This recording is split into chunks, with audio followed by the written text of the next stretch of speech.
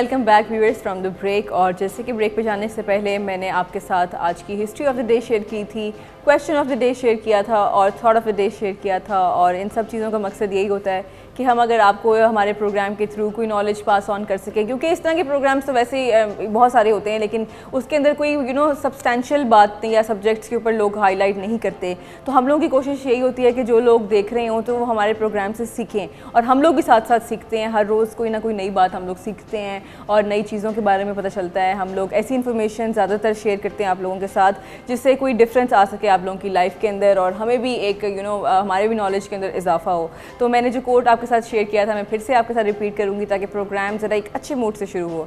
Ji, never give up on a dream just because of the time it will take to accomplish it, the time will pass anyway. तो जो भी आपने dreams या goals अपने लिए set किए हुए हैं या टारगेट्स एक बंदे ने इंसान ने सेट किए होते हैं कि I have to achieve this in a certain period of time या ओवर द नेक्स्ट 10 years और सो, तो वो आप लोगों को टाइम लगेगा उस चीज़ को हासिल करने में या उन गोल्स को अचीव करने में। तो उस चीज़ के बीच में गिव अप नहीं करना या लेज़ी नहीं पड़ जाना, या आपने ये नहीं सोचना कि इसका क्या एंड होगा या पता नहीं इस चीज़ का फ़ायदा भी होगा कि नहीं होगा। बिकॉज किसी भी जर्नी को शुरू करने के लिए you have to take the first step, तो वो ऐसे खुद ब खुद नहीं हो सकती। और जी, हमारा जो आज का टॉपिक था वो मैंने आपको बताया था ब्रेक पे जाने से पहले। अगर आपने अभी ट्यून इन किया है तो मैं आपको लोगों को फिर बताऊंगी। हम आज इनफर्टिलिटी के ऊपर बात करेंगे जो बेऔलादी होती है, और इस्लामिक नज़रिया भी हमारा जो है हम उसको भी बहुत ऑब्वियसली इंपॉर्टेंस रखता है। हम सब मुसलमान हैं तो हमारे लिए जो है ये इस्लामिक नज़रिया भी बहुत ज़्यादा इंपॉर्टेंस रखता है, तो उसके ऊपर भी बात करेंगे। और साइंटिफिक पॉइंट ऑफ व्यू से भी बात करेंगे कि ये दोनों चीज़ों का एक तो हल किस तरह हो सकता है और ये रीज़न्स इसके क्या हैं। अगर आप लोगों में से भी कोई इस चीज़ का शिकार है या किसी को अगर आप जानते हैं, किसी के बारे में जानकारी हासिल करना चाहते हैं, तो हमारे पास एक्सपर्ट्स मौजूद हैं। हमारे पास एक इस्लामिक स्कॉलर भी मौजूद है हमारे साथ जो बड़े सीनियर इस्लामिक स्कॉलर हैं। उसके अलावा हमारे पास डॉक्टर जो गायनोकोलॉजिस्ट हैं बहुत सीनियर हैं, वो भी हमारे साथ मौजूद हैं and he is an expert in this field, तो उनसे भी हम बात करेंगे। लेकिन उन डॉक्टर साहब को मिलवाने से पहले मैं आपको दिखाऊँगी उनके ऊपर एक स्पेशल पैकेज।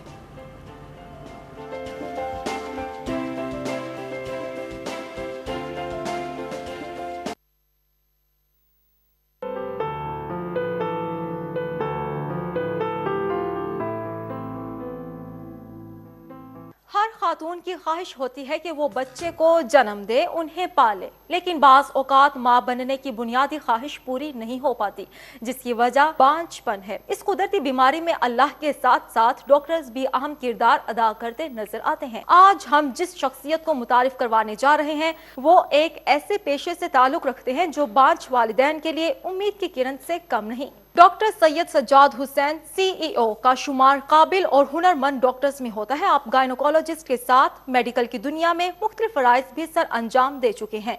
आपने अपने 34 साल करियर में सिंध में बहुत खास ओहदों पर फाइज रह चुके हैं, जिनमें डेप्यूटी मेडिकल सुपरिटेंडेंट और एडिशनल मेडिकल सुपरिटेंडेंट हैं। उन्होंने 1995 में World Bank family health programme में एज अ प्रोजेक्ट डायरेक्टर के तौर पर शमूलियत इख्तियार की। उन्होंने बहुत से नामवर हॉस्पिटल्स की सरबराही as a chief executive medical superintendent के तौर पर की। हम आपकी मेडिकल के इस शोबे में की जाने वाली खिदमात पर खराज तहसीन पेश करते हैं। अल्लाह आपको आपके फराइज में सुरखरू करे। आपसे शिफायाब होने वाले वालिदैन की तरफ से हम आपका शुक्रिया अदा करते हैं। शुक्रिया जी। डॉक्टर सैयद सज्जाद हुसैन हमारे साथ हैं, बड़े सीनियर डॉक्टर हैं। इनके क्लिनिक का नाम भी है Australian concept infertility medical centre. जैसे कि मैंने आपको कहा था कि इस फील्ड में इनको बहुत जानकारी हासिल है और he is a gynaecologist, he is a very senior gynaecologist. जी अच्छा, यहाँ पे गायनोकोलॉजिस्ट लिखा हुआ है जी, तो कर ले उसे कोई बात नहीं। इनफर्टिलिटी स्पेशलिस्ट जी, स्पेशलिस्ट हैं जी यहाँ पे, और इनका फर्टिलिटी सेंटर है। तो ये डॉक्टर साहब हैं, तो इनसे अगर कोई भी सवाल अगर आपने करना हो तो आप लोग प्रोग्राम में कॉल करके कर सकते हैं। और हमारे साथ एक इस्लामिक स्कॉलर भी मौजूद हैं जो कि बड़ी एक्सपर्टीज़ हासिल करते हैं और he is a very senior Islamic scholar as well. तो उनसे भी कोई सवाल अगर आपने करना हो तो आप लोग कर सकते हैं प्रोग्राम में लाइव कॉल करके। जी डॉक्टर साहब, तो ये बताइए कि ये इनफर्टिलिटी बड़ा एक इशू है पूरी दुनिया के अंदर जी, तो आपने कैसे सोचा कि मैं इस चीज़ के ऊपर जानकारी मतलब हासिल करूंगा या इस चीज़ को स्टडी करूंगा, रिसर्च करूंगा इसके ऊपर?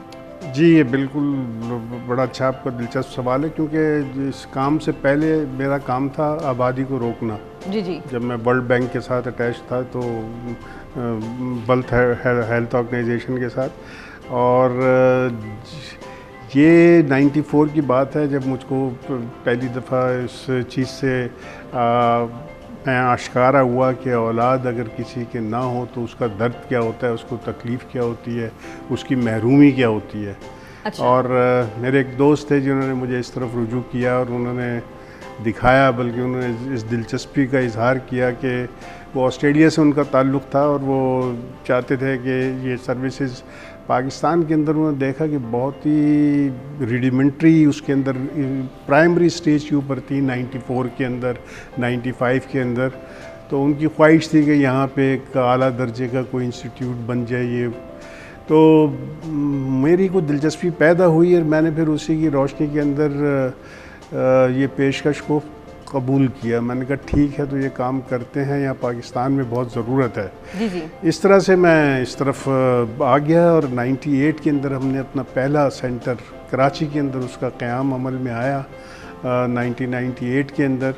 और अल्हम्दुलिल्लाह जब से हम खिदमत कर रहे हैं और मतलब है कि लातादाद ऐसे शादीशुदा जोड़े हैं जो औलाद से महरूम हैं थे, उनकी इलाज किया, उनको अल्लाह ताला ने शफ़ा दी, उनको ये खुशी अता की, औलाद की नेमत से माला माल हुए। उसके बाद हमारे ऊपर पुरज़ोर इसरार होने लगा कि भाई आप अपनी सर्विसेज को बढ़ाएं। फिर हम लाहौर के अंदर हमने सेंटर इस्टेब्लिश किया है, यहाँ पे बरकत मार्केट के पास गार्डन टाउन बाबर ब्लॉक के अंदर सेंटर मौजूद है। और फिर इस्लामाबाद के अंदर अब सेंटर हमने अपना कायम किया है, G10 मरकज़ के अंदर है वहाँ पे। तो और छोटे सेंटर हमने इसलिए, ये एक बड़ा मतलब है कि ये मर्ज़ ऐसा है कि इसको मर्ज़ भी नहीं कह सकते, इसको अलामत कहें, क्योंकि बहुत सारी चीज़ें मिला के वो अलामत बनती है कि बच्चा ना हो रहा हो। उसमें कुछ मर्द की तरफ से भी चीज़ें हैं और कुछ फ़ीमेल की जानिब से भी हैं। मैं इसकी हिस्ट्री बताऊं कि इसके अंदर, इस टेक्नोलॉजी के अंदर जो एकदम इनकलाब आया वो किस तरह से आया। जी जी। ये बच्चे तो पहले भी नहीं होते होंगे, जाहिर है, मतलब ये बीमारियां तो पहले भी मौजूद थी। जी जी। और बीमारियां तो आज भी मौजूद हैं। बिल्कुल। उस वक्त डायग्नोसिस नहीं होती थी, उस वक्त पता नहीं होता था, तो उस वक्त एक ही लफ्ज़ इस्तेमाल होता था और दूसरा लफ्ज़ कोई नहीं था। जी जी। और वो लफ्ज़ था ये औरत बाँच है, बिल्कुल, तो ये बच्चा नहीं दे सकती। जी जी बिल्कुल। डिस्कशन को जी यहीं से कंटिन्यू करेंगे, लेकिन मैं अपने दूसरे मेहमान से आपको मिलवाऊंगी जो कि मैंने आपको बताया था कि बड़े सीनियर स्कॉलर हैं और आज इस मामले में जो है हम उनसे भी बातचीत करेंगे, उनका भी पॉइंट ऑफ व्यू लेंगे, क्योंकि इस्लामिक नज़रिया भी हमारे लिए बड़ा इंपॉर्टेंट है for our society, for our culture, कि हम जो इस्लामिक नज़रिया है वो भी जो है हम पूछें। और कुछ मिसकनसेप्शंस हैं जो लोग समझते हैं कि इस्लाम के अंदर क्या ये चीज़ों की परमिशन है या नहीं है, तो वो चीज़ें भी आज हम क्लियर कर लेंगे। तो जी हम उनको वेलकम करते हैं हमारे शो में। रशीद तुराबी साहब, welcome to the show, thank you so much for coming. अस्सलाम वालेकुम। वालेकुम अस्सलाम। जी आप क्या कहेंगे इस मामले में कि ये चीज़ें, कुछ मिसकनसेप्शंस हैं जी इस्लाम के अंदर कि ये इन चीज़ों की परमिशन है या नहीं है, जो इनफर्टिलिटी के इश्यूज़ हैं? बिस्मिल्लाहिर्रहमानिर्रहीम, अल्लाहुम्मा सल्लि अला मुहम्मद व आलि मुहम्मद। जहाँ तक ताल्लुक़ है इन चीज़ों का कि जो बे औलादी है, जी जी, कि डॉक्टर के पास रुजू करना चाहिए या नहीं, बिल्कुल हमारे प्यारे नबी रहमत दो जहाँ का इरशाद है कि जब तुम मरीज़ हो जाओ तो तुम तबीब के पास जाओ, हुक्म है। और इसकी सीरत हमें मिलती है। खुद हज़रत अली करमल्ला वजहो की ज़ात जब ज़रब चली थी तो तबीब को बुलाया गया था। और भी ऐसी चीज़ें हैं। जहाँ तक ताल्लुक़ है कि हम कह देते हैं जी ये अल्लाह की तरफ से है, मेरा इससे इत्तिफ़ाक़ नहीं है, बल्कि अल्लाह ताला अपने कुरान मजीद में इरशाद फरमा रहा है। वो जगह अपनी जगह ये है कि किसी को हम सिर्फ बेटे देते हैं, किसी को हम सिर्फ बेटियां देते हैं, किसी को हम बेटे और बेटियां दोनों देते हैं, और किसी को हम कुछ नहीं देते। ये तो आयत है, लेकिन इस आयत से ये नहीं तबादुर होता कि आप किसी तबीब के पास जाकर इलाज ना करवाएं। जबकि अगर हम बगौर देखें तो जब हम बच्चे की शादी करते हैं तो कुछ ऐसी चीज़ें हैं जिनको हम मद्देनज़र नहीं रखते और वो सबब बन जाती हैं बे औलादी का, तरफैन की वजह से। जी मसलन मैं एक सादा सी मिसाल देता हूँ। पाक रसूल का फरमान और उनके हकीकी जानशी हज़रत इमाम जाफ़र सादिक अलैहिस्सलाम जो मुजद्दिद साइंस हैं, वो फरमाते हैं जब आप बच्ची की शादी करें तो जो 7 दिन पहले हैं वो कुछ चीज़ों से परहेज़ करें। पहला परहेज़ यह है कि वो मछली ना खाएँ जी। दूसरा परहेज़ यह है कि वो दूध ना पिएँ। तीसरा परहेज़ यह है कि वो मोटे गोश्त से परहेज़ करें। और भी ऐसी चीज़ें हैं। फिर उसके असबाब बताएं कि अगर आप ये करेंगे तो ये मर्दें लायक हो सकती हैं। बिल्कुल इन चीज़ों से बचना चाहिए, इन चीज़ों का ख्याल रखना चाहिए। जी। और जी तो ये बताएं डॉक्टर साहब कि इनफर्टिलिटी क्या है और उसकी होने की क्या वजूहात होती हैं? देखिए, इनफर्टिलिटी की जो मौजूदा डेफिनेशन है, जी जी। जो मतलब है कि जो अभी WHO ने जो इसको डिफ़ाइन किया है वो ये है कि एक शादीशुदा जोड़ा जो 1 साल तक 1 ईयर 1 ईयर शादी के बाद एक साथ रह रहे हो और नॉर्मल अजदवाजी ज़िंदगी बसर कर रहे हो जी जी। और उस 1 साल के बाद औलाद की खुशखबरी ना आए, जी जी। तो उनको इस चीज़ के बारे में तशवीश होनी चाहिए और उनको जाके अपनी इन्वेस्टिगेशंस और अपनी डायग्नोसिस करानी चाहिए कि क्या वजह है, बच्चा जी। नहीं हुआ। डॉक्टर साहब, तो हम- 1 हाँ ईयर जी। पहले 2 साल जी, जी। थी, अब 1 साल है। अच्छा और सर अमूमन हमारी सोसाइटी के अंदर लोग पहले औरत को शिकार दे देते हैं कि जी पहले औरत चेक करवाए, तो फिर मर्द हजरात कई दफ़ा दूसरी शादियां भी कर लेते हैं समझ के कि शायद औरत में कोई प्रॉब्लम होगी। तो बाहर अगर वेस्ट में देखा जाए तो मर्द भी अपने टेस्ट करवाते हैं और डॉक्टर के पास जाते हैं फॉर गाइडेंस। तो क्या आप कहेंगे कि मर्दों के अंदर भी इश्यूज हो सकते हैं और होते हैं? जी, मेरा ख्याल है कि 50% आप हैरान होंगी सुन के जी, जी। कि 50% तकरीबन मेल इनफर्टिलिटी जिसको हम कहते हैं मर्दों की वजह से, जहाँ पे बच्चे के असूल में दुश्वारी है, वो 50% है। अच्छा, मेडिकल साइंस ही प्रूव कर सकती है कि ये वेमेन में नहीं ये प्रॉब्लम? बिल्कुल बिल्कुल, मतलब है कि रोज़ाना ये, बल्कि ये लिखा जाता है, हमारी कागजात में लिखा जाता है कि ये इनफर्टिलिटी क्यों है, जी। किस ये फीमेल फैक्टर है या मेल फैक्टर का लफ्ज़ इस्तेमाल होता है। जी। तो हम लिखते हैं कि मेल फैक्टर की इनफर्टिलिटी है या फीमेल फैक्टर की इनफर्टिलिटी है, और ये तासुर जो है ये बिल्कुल गलत है कि औरत ही, मतलब है कि उसको मोरिद इल्ज़ाम ठहराया जाए कि उसकी वजह से बच्चा नहीं हो रहा। ये तासुर ख़त्म होना चाहिए और ये आप लोगों के तबस्सुस से चैनल 5 जैसे ये जो तालीमी आप ये काम कर रही हैं और अवेयरनेस का काम कर रही हैं, बहुत अच्छा काम है। जी, thank लोगों you। के पास ये अच्छे चैनलों का यही मुकाम होता है कि वो जी, एक जी, बिल्कुल। आवाम को एजुकेट करते हैं, बिल्कुल, absolutely। उनको तालीम देते हैं, उनके इल्म के बारे में सिखाते हैं कि उनकी ज़िंदगी के बारे में कौन सी ऐसी चीज़ें हैं जिसको वो सीखें। तो यस, मर्दों को बिल्कुल अपना टेस्ट कराना चाहिए। और यहाँ पे जो मतलब है कि ख़ुसूसी तौर पर जो मैंने देखा है, सास जो है, जो मदर होती है, मदर इन लॉ, उसका एटीट्यूड बहुत हमदर्दाना नहीं होता। जी। और हम ये देखते हैं कि वो अपनी बहू पे प्रेशर डालती है बच्चा ना होने की सूरत में, और अपने बच्चे को, अपने बेटे को प्रोटेक्ट करती है। वहाँ पे लड़की अंडर प्रेशर आती है। लड़की अंडर प्रेशर आके, जो आपने कहा कि मर्द इलाज नहीं कराता, वो इसलिए कि लड़की जिस वक्त अपनी माँ के घर आती है, हमारे पास तो मरीज़ आते हैं ना, तो वो फिर डॉक्टरों से रुजू करती फिरती है। जी। अच्छा, ये चीज़ आई थिंक उसमें ईगो की बात भी आई थी ना मर्दों की कि वो जी कि हमें कैसे हो सकता जी है? बिल्कुल, मतलब है कि ये दो मुख्तलिफ चीज़ें हैं जी। जिनको मैं, मतलब है कि एक तरह से बता सकता हूँ कि बच्चे को पैदा करना और एक इज़्दिवाजी ज़िंदगी, इन दोनों के अंदर फ़र्क है। स्पर्म काउंट वगैरह बहुत सारी चीज़ें जो इसके अंदर की शामिल होती हैं। आप सही कह रही हैं, ईगो का मसला है कि मर्द समझता है कि नहीं, मैं तो बिल्कुल ठीक हूँ। तो ऐसा वो लोग physically ऐसा नहीं औरतों से ज़्यादा strong है, ऐसा होते हैं। नहीं है। जो मैसेज है वो मैसेज ये है कि अगर 1 साल हो गया, 2 पैगाम, मतलब है कि जिसके ऊपर मैं ज़रूर आपके चैनल के तवज्जुह से स्ट्रेस करूँगा, बल्कि एक पैगाम भी देने की कोशिश करूँगा कि अगर 1 साल हो गया और आप शादीशुदा हैं और हमल नहीं ठहरा, जी। तो दोनों के ऊपर लाजिम है कि दोनों रुजू करें और दोनों आके टेस्ट करवाएं। और ये मालूमात करना उनका हक़ है कि डॉक्टर से ये पूछे बगैर घर ना जाएं कि वजह बताएं। जी जी जी, हमारे साथ एक कॉलर हैं और उनसे बात करते हैं, पूछते हैं जी कौन है और कहाँ से हैं। अस्सलाम वालेकुम। वालेकुम सलाम। जी वालेकुम सलाम जी, कौन बात कर रहे हैं? नहीं है, मैं मोहम्मद इरफान बात कर रहा हूँ बहावलपुर से। जी उस्मान साहब, बताइए कैसा लग रहा है आपको आज का प्रोग्राम? कोई सवाल पूछना चाहेंगे? आज के प्रोग्राम मैंने तो अभी ऑन किया है टीवी, तो ना मुझे पता चला डॉक्टर साहब बहुत अच्छी बातें कर रहे थे। तो मुझे है ना, हमारे थोड़े से ऐसे मसले हैं कि मेरी तकरीबन 8-9 महीने हो गए शादी हुई को। जी। ये अल्लाह ताला ने खुशी नहीं दिखाई, कोई भी समझ नहीं आ रही क्या मसला है। तो साहब भी करवाया, वो कहते हैं भी कोई आपकी कुछ मतलब मसला नहीं है। तो अगर डॉक्टर साहब कोई अच्छी बात बता दें तो हम उससे चलो अमल करके देख लेते हैं। जी, कितने साल पहले शादी हुई आपकी? तकरीबन 9 महीने हो गए, 9-10 महीने। 2 महीने पहले शादी हुई है?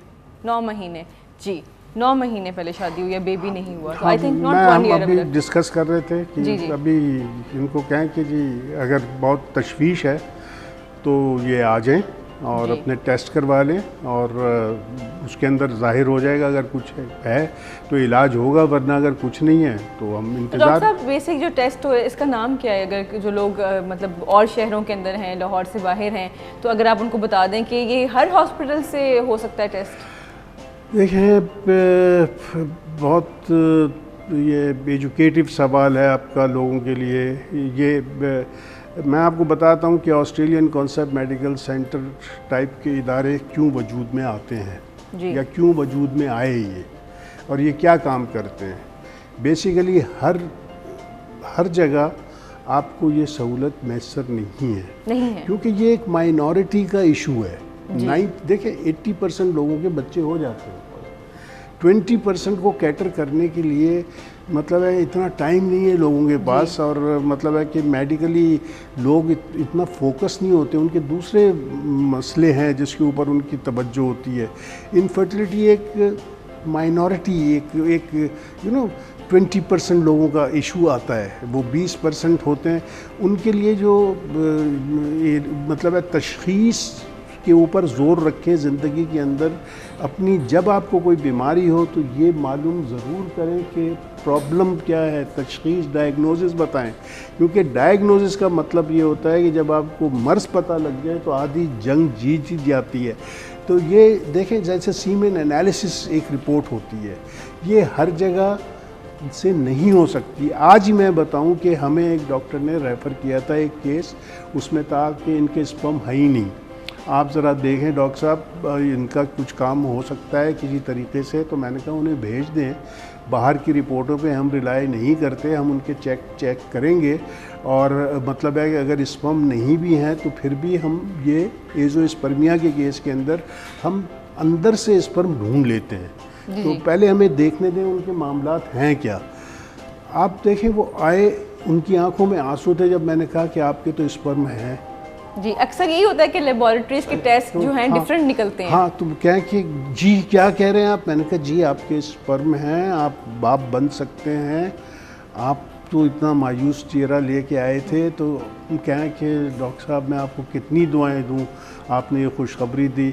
देने वाला तो रब की ज़ात है, लेकिन आपने मेरी ये परेशानी तो दूर कर दी इतने सालों से। तो रावी साहब, आप बताइए कि जैसे मैंने इनसे कहा था कि विमेन जो है, औरतें, वो एक इजी टारगेट होती हैं जब अक्सर बेऔलादी का जो सब्जेक्ट होता है वो किसी भी शादीशुदा घराने के अंदर अगर रेज़ हो जाए तो औरत के ऊपर पहले, जैसे इन्होंने कहा, सास भी होती है, औरत पे प्रेशर डालती है। तो इस्लामिक नज़रिए से आप क्या कहेंगे कि ये सही होता है कि मर्द जो एक ईगो में आ जाते हैं? बातें गलत हैं। हमारा मुआशरा ऐसा है, हम हिंदू कल्चर के और इसी समाज के ज़ेर सुल्ता रहने वाली मखलूक हैं, और यूरोप ने भी हमारे साथ इंसाफ नहीं किया। अगर यूरोप में भी देखा जाए तो वहाँ भी औरत और इसका कोई एहतराम व इज़्ज़त नहीं है।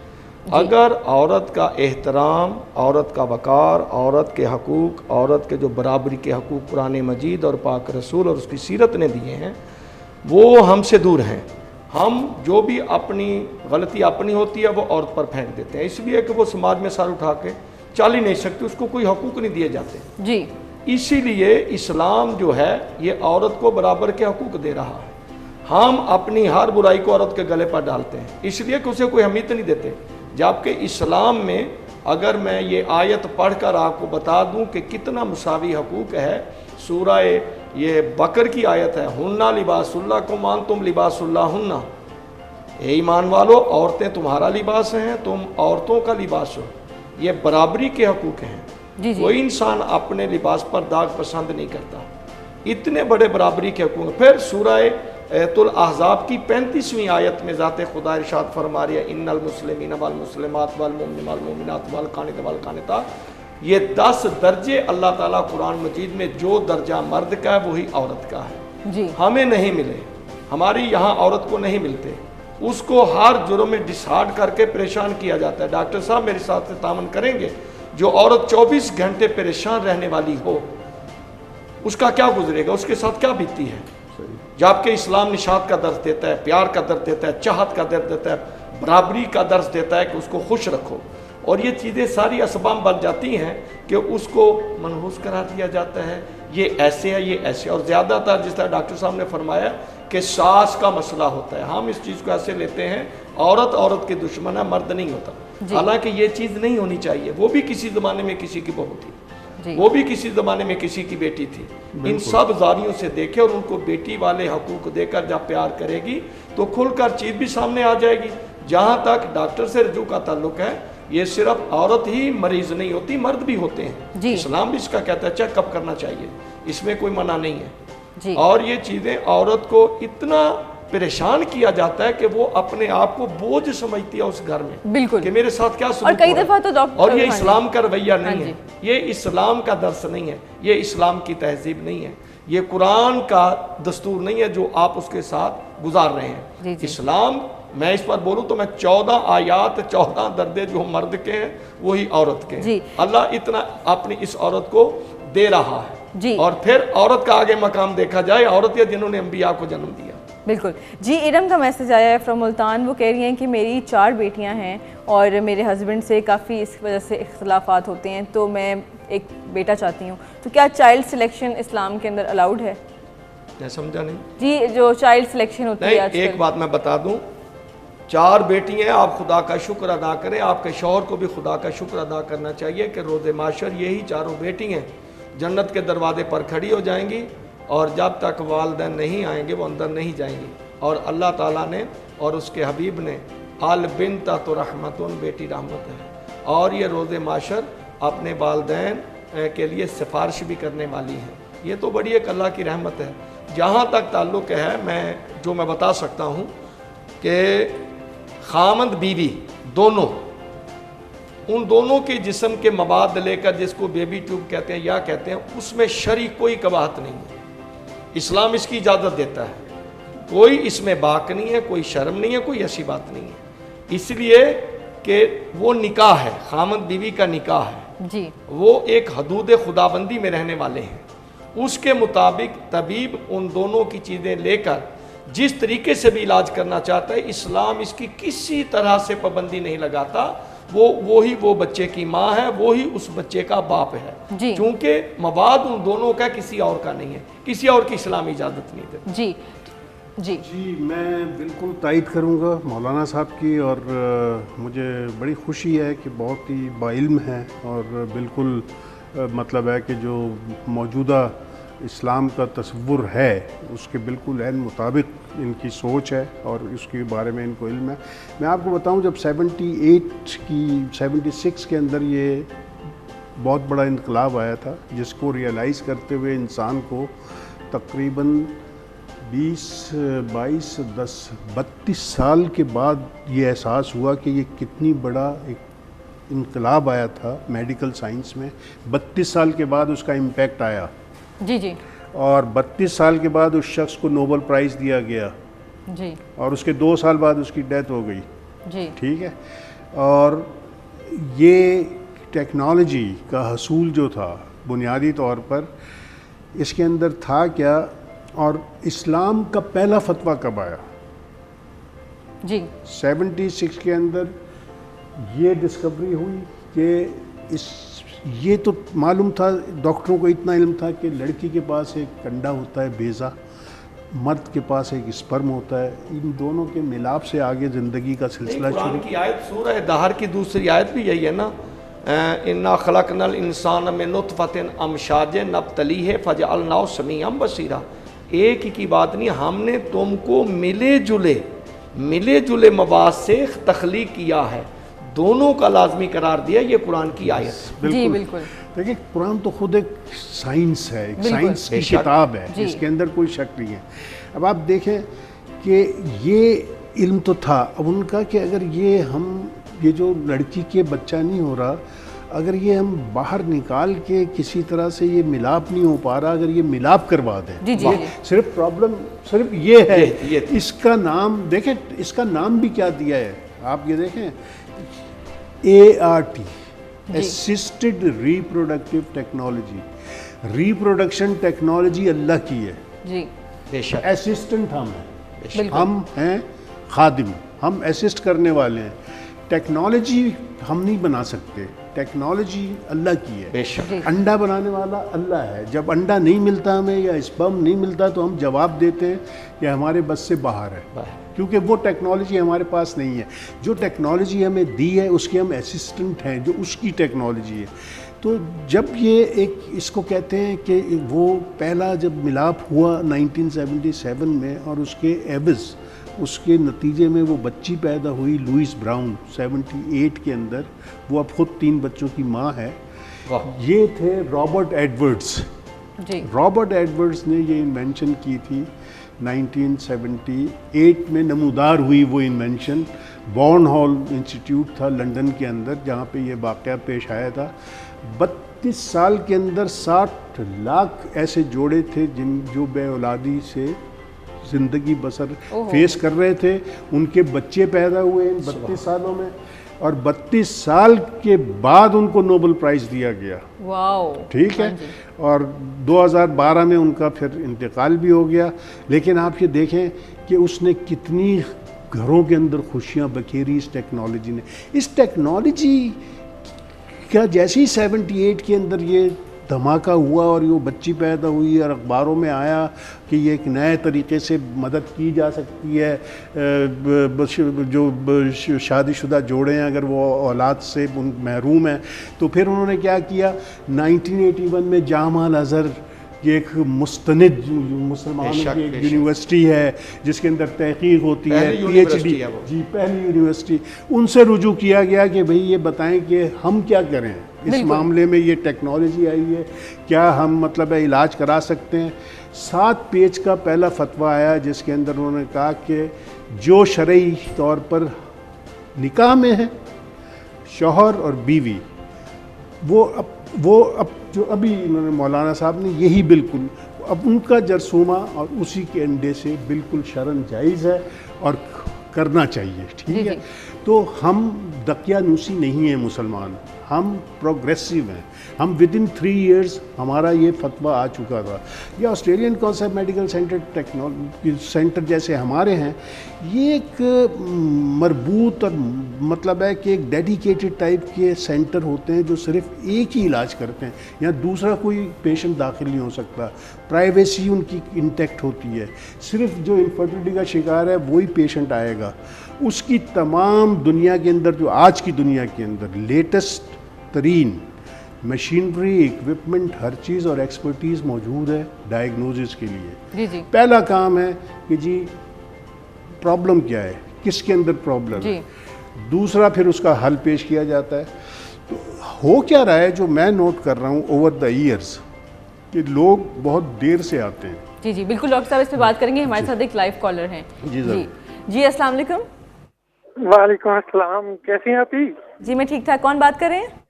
जावेद बात कर रहा हूँ लाहौर से। जी जावेद साहब, कोई बात करना चाहेंगे, सवाल करना चाहेंगे? जी, आज का प्रोग्राम आपका बहुत अच्छा आप टॉपिक लेके आती हैं, लोगों को गाइड करने के लिए बहुत अच्छा काम कर रही हैं। हम दुआ गो हैं कि आप इंशाल्लाह लोगों के लिए ऐसे ही काम करते रहें। आपके गेस्ट भी बहुत अच्छे हैं। Thank you so much for calling. जी डॉक्टर साहब, अच्छा ये बताएं कि इसकी वजूहात क्या होती हैं इनफर्टिलिटी की, जो लोगों के अंदर, अगर आप इसको कैटेगराइज करके दोनों का बता दें कि मेल एंड फीमेल दोनों में क्या वजूहात होती हैं? ये जेनेटिकली भी इस तरह हो सकता है? नहीं, जेनेटिकली तो बहुत कम ऐसा होता है, मतलब है कि हो सकता है, वो तो मैं रूल आउट नहीं करता, लेकिन बुनियादी तौर पर जो मोटी मोटी कॉजेज़ हैं जो आम तौर पे सामने आती हैं हमारे, वो हैं, देखें फ़ीमेल साइड पे अगर आप देखें तो फ़ीमेल के अंदर जो ज़्यादा हमें मतलब है दरपेश आती हैं वो है पॉलीसिस्टिक ओवरी, जिसके अंदर लड़की का वज़न ज़्यादा होता है। अच्छा। ये हार्मोनल इम्बैलेंस हो जाता है, उसके आयाम जो है वो गड़बड़ हो जाते हैं, वो डिले होना शुरू होते हैं, उसके अंडे पक्के नहीं बनते, वज़न बढ़ता जाता है, चेहरे पे और जिस्म पे ऐसी जगहों पे बाल नमूदार होते हैं जहाँ पे लड़की के बाल नहीं होने चाहिए, ठीक है। तो एक ये मतलब है ये ईटिंग हैबिट से रिलेटेड है। हम माएँ कई दफ़ा कहती हैं कि गर्म खाने भी हम लोग खाती हैं, तो औरतें उनको कहती हैं कि इससे भी फिर आप कंसीव नहीं कर पाएंगी। मतलब ये पता नहीं, ये मिथ्स हैं कि सच्ची बातें? मेरा ख्याल है कि उसको हम तो अपने तौर पर सीधा सीधा लेके चलते हैं चीज़ों को। इसी तरह देखें, लड़की को कोई बीमारी हो गई बचपन के अंदर, किसी वजह से उसकी ट्यूबें बंद हो गई। डॉक्टर साहब, स्ट्रेस से भी होता है, क्योंकि अक्सर हम लोगों ने ये भी सुना है कि कई दफ़ा आप बहुत ज़्यादा सोचो, कई माएँ या जो फादर्स होते हैं वो बहुत ज़्यादा सोचें कि जी हमें औलाद चाहिए चाहिए चाहिए, तो फिर वो मतलब प्रेशर के अंदर या स्ट्रेस के अंदर वो नहीं होता उसका। देखिए, स्ट्रेस तो ऐसी चीज़ है जो आपकी ओवरऑल हेल्थ को और आपके फंक्शंस को डिस्टर्ब करता है। करती है। अगर आप मुस्तकिल स्ट्रेस में होंगे, दबाव में होंगे, तो काम उल्टा हो जाएगा। उसके असरात तो होते हैं, लेकिन ये कि इसके अंदर मेडिकल कंडीशंस बहुत सारी हैं। जैसे मतलब जो मैं बताना चाहता हूँ, ब्लॉक ट्यूब्स हैं, बड़े फाइब्राइड्स बन गए, मायोमास हैं, आपकी एंडोमेट्रियोसिस है for both male and female. नहीं, ये सिर्फ फीमेल फैक्टर की बात कर रहा हूँ इस वक्त मैं। मेल के अंदर मतलब है कि फीमेल फैक्टर के अंदर जो सबसे बड़ी मैं निशानी देना चाहता हूँ, किसी लड़की के अगर मतलब है कि जो उसके महीने के आयाम है उसके अंदर अगर 35 दिन के ऊपर चले जाएं वो, या 20 दिन से पहले आने लगे, फिर भी प्रॉब्लम हो सकती है, तो उसको फ़ौरन चाहिए रुजू करे, वहाँ पे प्रॉब्लम होगा। उसको चाहिए कि अगर वो शादीशुदा है या ना है तो वो अपनी इस चीज़ को करेक्ट करवा ले। जी जी, ठीक है। डॉक्टर साहब, हमारे साथ एक और कॉलर है, उसके बाद फिर हम जो है मेल के सिम्टम्स हैं वो भी पूछेंगे कि उनकी क्या वजूहात होती हैं, लेकिन उससे पहले हम ये कॉल लेंगे। अस्सलाम वालेकुम। वालेकुम सलाम। मैंने डॉक्टर साहब से ये पूछना है, क्या आपके डॉक्टर साहब की क्लिनिक लाहौर में है और किस जगह है? दूसरा ये मेरा सवाल है कि मेरी उम्र 42 साल है, लिया से बात कर रहा हूँ यासिर, और मुझे मर्दाना कमजोरी है, क्या इसका इलाज मुमकिन है?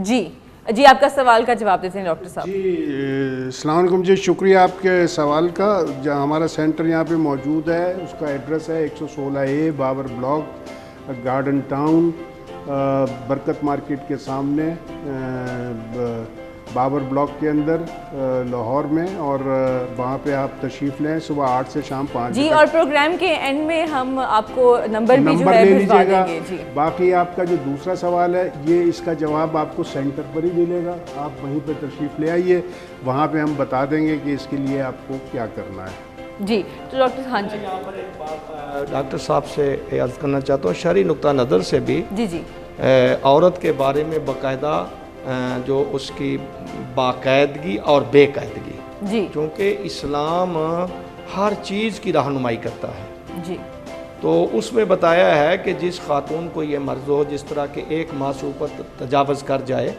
या उसकी मुद्दत मुय्यना नहीं है, तो फ़ौरन तबीब के पास रुजू करें, ये उसके लिए नुकसानदेह चीज़ है। जी, जी, इस्लाम औरत के बारे में अगर देखा जाए तो मर्द के लिए अगर 40% का काम है तो औरत के लिए 60% है। जी, जी, और औरत के बारे में देखा जाए तो ये भी नबी का फरमाना, अन्निसाउ मुअल्लिमातुर रिजाल, औरतें ही मर्दों की मौलिमा तालीम देने वाली हैं। इसकी सेहत के बारे में जो इस्लाम कहता है कि अगर आपको ऐसी ऐसी बात हो जाए जो आपके महीना के प्रोग्राम में मुखल है तो उसमें आप फ़ौरन डॉक्टर के पास रुजू करें। इससे पता चलता है कि इस्लाम एक दूर अंदेशी का सबक देता है, दीन और दुनिया को साथ लेके चलता है। जी, खुद इस्लाम एक तकामुल तरक्की का नाम है, ना कि इंजमात का नाम है।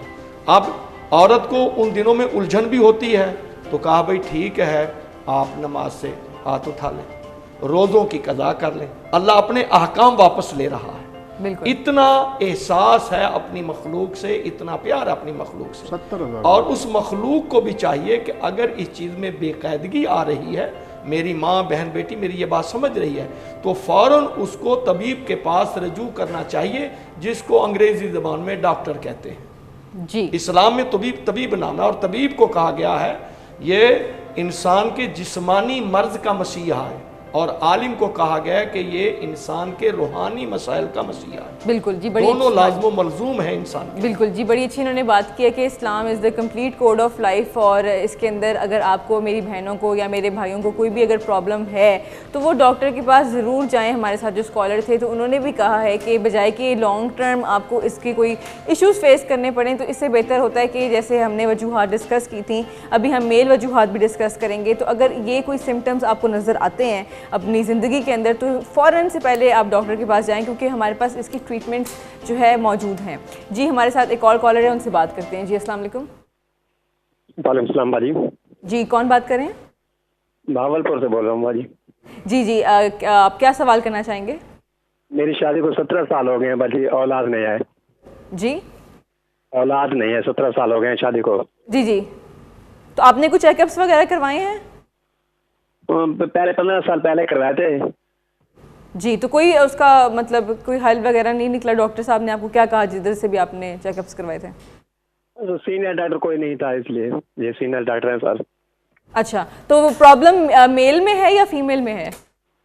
पता नहीं, ये तो फिर टेस्ट करवाएंगे ना तो पता लगेगा। जी, चलें ठीक है, आपकी बात करते हैं। जी, इस सवाल का जवाब देते हैं। 17 ईयर्स से जी उनको बेऔलादी है। देखिए, ये टिपिकल एक पाकिस्तान का केस है, टिपिकल जो पाकिस्तानी मुआशरा उसका रिफ्लेक्शन है जी। कि यहाँ इसी तरह 17 साल के बाद लोग आते हैं, उनको ये नहीं पता होता, कोई ये नहीं बताता, ना वो पूछते कि मसला क्या है, ठीक और किस में प्रॉब्लम है। अच्छा, अब ये इन्हें क्या है कि हमारे पास आ जाएं, फ्री कंसल्टेशन करें, हम बताएंगे। आप हमारे सेंटर पे आ जाएं, 116A Babar block, garden town, Lahore.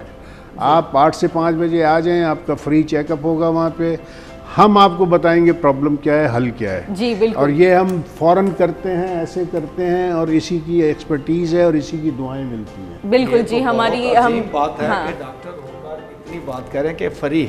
जी बिल्कुल, हम यही अल्लाह जज़ाए खैर दे, बड़ी अच्छी बात है। जी, मैं सिर्फ ये नहीं, मैं आपको ये बताता हूँ जो हमें परेशानियाँ हैं वो मैं इनके तवज्जुह से लोगों को बताना चाहता हूँ। बहुत लेट आते हैं। डॉक्टर साहब, ये ब्रेक का टाइम हो रहा है, तो ब्रेक के बाद इसके बाद फिर हम ज़रा मजीद जी बल्कि ब्रेक के बाद हम डॉक्टर साहब के क्लिनिक का एड्रेस भी हमारी कोशिश है कि हम आपको टीवी स्क्रीन पे दिखा सकें। डॉक्टर साहब ने कहा है कि फ्री कंसल्टेशन में दे सकता हूं, तो जिन कॉलर्स ने फ़ोन किया है तो हमारी ये कोशिश है कि हम आपको एक टिकट चला देंगे इनके एड्रेस का विद देयर नंबर। तो अगर आपने कोई भी सवाल करने हैं जिनका जवाब जो है, हम इसको जनरलाइज हमारी डिस्कशन है, हम उधर डिटेल में तो डॉक्टर साहब अपने ऑफिस में ही दे सकते हैं। तो जी, वक्त हो रहा है एक ब्रेक का, यहीं से डिस्कशन कैरी ऑन करेंगे।